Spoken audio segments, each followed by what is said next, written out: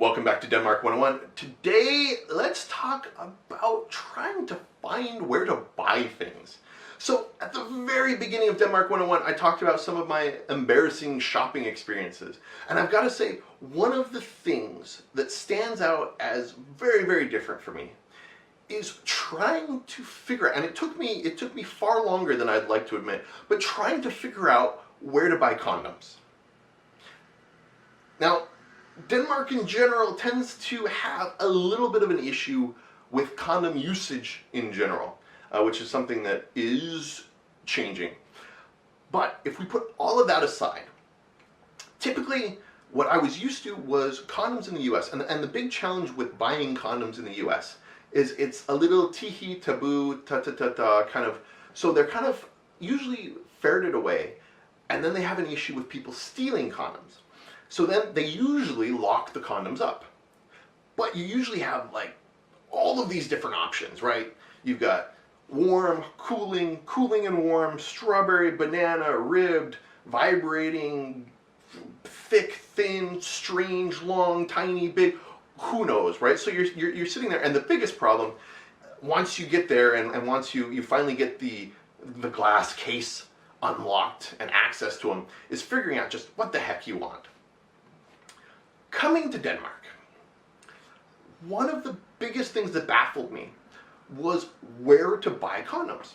Now, that's not to say that I couldn't find condoms, because in your typical supermarkets, they normally have one or two types of local brand condoms on sale, just hanging out there openly at the cash register as you're checking out.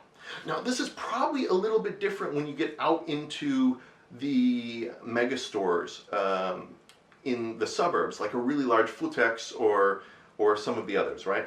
But within the city or within your normal urban city supermarkets, couldn't find any diversity. It was basically, do you want this weird off-brand that I've never seen before in standard, or maybe they also have kind of thin. And so, like, also coming from the States, where I was really used to the very brand names, Trojan, Durex, all these big brands that you kind of trust, where you kind of have this hesitancy to trust off-brand condoms. Getting there and then looking like, do I really want random supermarket condom? Is this basically like on par with random gas station condom with like Bubba, or like I remember I saw whiskey flavored condoms once in an Irish bar. So that was kind of initially going through my head, right? But then, okay, fair enough, I learned that, okay, that's basically, those are just the stock Danish brands of condoms that you find quite often. But so in my search, then I'm going out and I'm thinking, okay, well, there have to be other places that sell condoms, but where would these be? So then I head out to the Boots equivalent, and they're kind of like a pharmacy, right? They've got razors, they've got shampoo, they've got everything else. But even there, typically they only had two brands, or maybe they would have like one type of third-party brand, like Durex. So it was only when I finally went to the apothek, the pharmacy, that I was able to find at least somewhat more diversity, and that's whatever it is, 4 or 5 different brands of condoms.